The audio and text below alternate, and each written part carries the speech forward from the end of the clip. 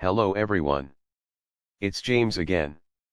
And before I start today's video, I just want to quickly say, all work in this video contains 100% original content of and by myself James Smith, otherwise known as Bgood 4000, and was uniquely created with NAWMAL software, by myself James Smith. As I purchased commercial rights from NAWMAL to produce my unique and original video with this software. Commentary is uniquely my own thoughts, feelings, and expressions.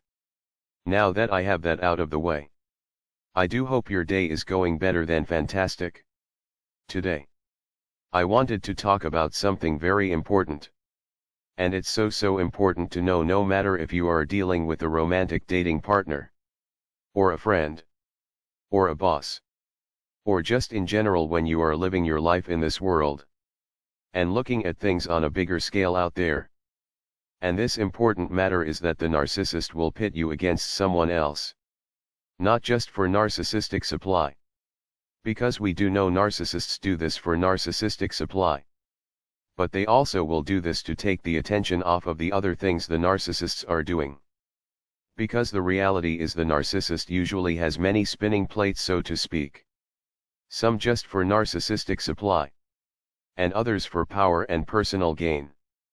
But it's a lot easier for this narcissist to get what they want and not have others turn around and say, hey, what's going on here? It's a lot easier to get what they want if they have everyone involved in this narcissist's life into some sort of chaos and into some sort of drama.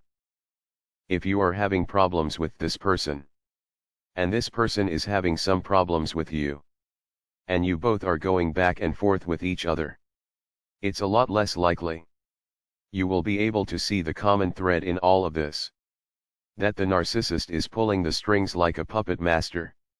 This is how and why it's so easy for the narcissist to turn siblings against one another. Yes. Even in a great and wonderful home, two siblings might not get along for a variety of reasons. However, in most truly healthy homes, the parents will tell you that they work really hard to make sure their sons and daughters are close with one another. Why?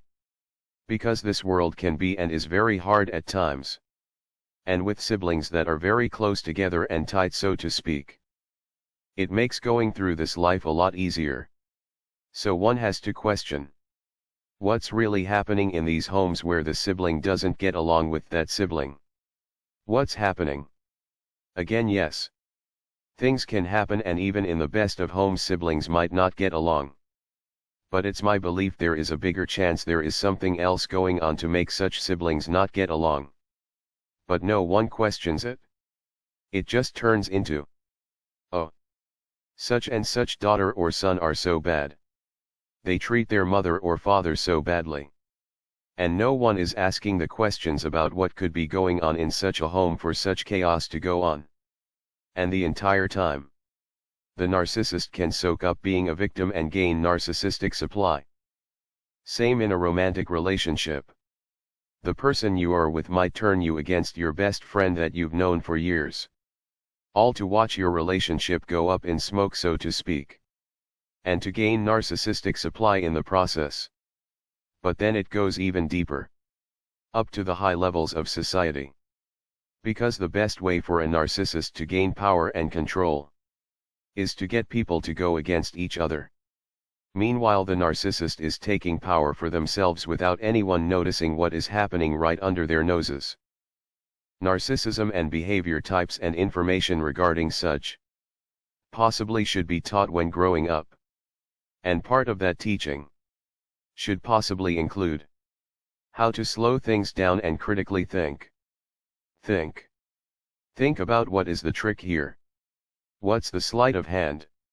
What is gained by this person if that is done? All of these things are important. Because once you realize this is Narcissism 101, you are a lot less likely to let your emotions take over and get upset at this person or that person for this or that. However, you might have a better chance at taking a step back and thinking about things. And even if this person really did something against you, you can evaluate the situation and realize that losing your cool won't serve any positive purpose. It will only make you look like you are in the wrong.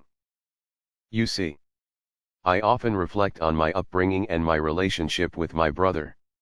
As some of you might know, my narcissist mother knew that I could tell things weren't right in my home. So she worked really hard to make others not see me in a good light. And she also worked really hard to put a big wedge between myself and my brother.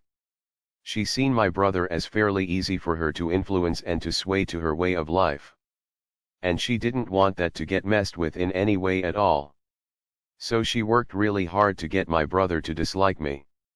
It was really hard.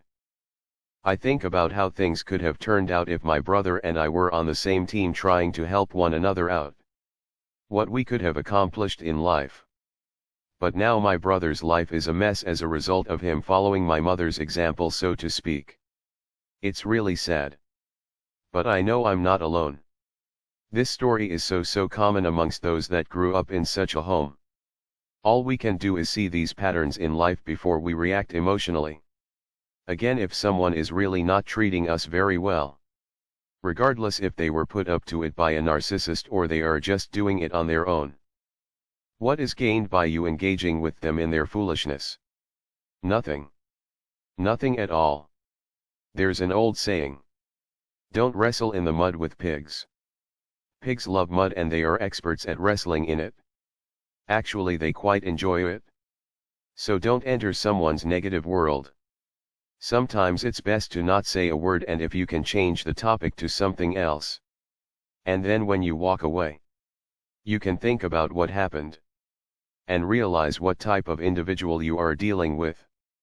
And no matter if you are dealing with a narcissist or not, you are likely dealing with someone toxic, or at least influenced by someone that is toxic.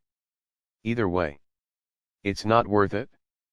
But as I mentioned, this can extend itself into nearly all areas of life. Look around. Ask yourself, what is really going on here? What is really going on? Well, that's all I have for today. Please don't forget to subscribe if you haven't already. And comment and share your thoughts. Because the more we share, the more we grow. And like if you like this content. With that said, I do hope your day is blessed. And until next time, bye for now. And be good to yourself.